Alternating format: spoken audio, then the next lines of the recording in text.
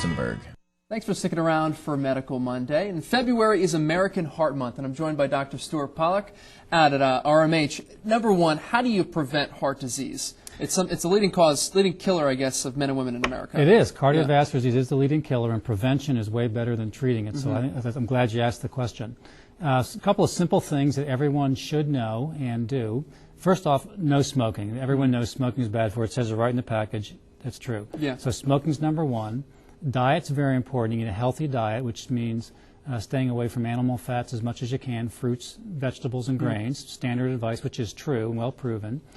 Regular exercise is important, and that's been a little bit of a challenge, I think, for a lot of people this winter. Yeah. But not important nonetheless.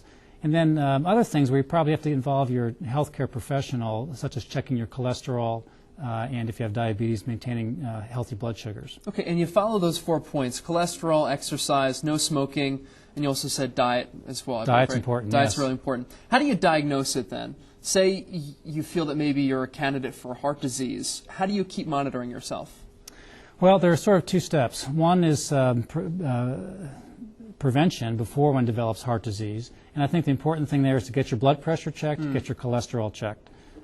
You can do that through health fairs, through your doctor, or the hospital has a heart check program for both men and women that has been very successful and has helped a lot of people. Now then, if things get farther along the line, you've actually already developed heart disease. At that point, the symptoms to be aware of would be chest pain, squeezing, or heaviness feeling with exertion, usually better with rest.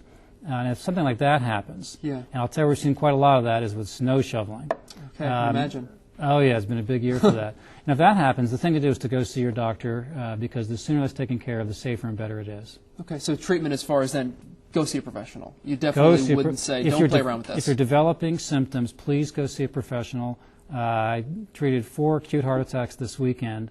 One of them, a very nice man, waited until his wife came home before so she could call a doctor, which is really not the best way to do it. Don't necessarily want to do that. Yeah, it's better to just take. You have to. It's time matters, minutes matter. If you develop these symptoms and they don't get better within 15 minutes, then come to the hospital. Okay, and if you want to contact Dr. Pollack at the hospital, you can do so. He's the director of RMH Cardiology. It's 540-433-4100. The website is also there as well, so the things to remember now: check your cholesterol. That's really big. Make sure you exercise. You could probably do that going out in the snow, but don't overexert yourself, since you're saying you're seeing that a lot more now. Dieting, and then you said no smoking. Huge, yes, right? that's the big one. Okay, Dr. Pollack, thank you so much for joining me. Thank you. Really appreciate it. My pleasure. Before we go, let's take a look at the weather, and Viet has some gardening tips.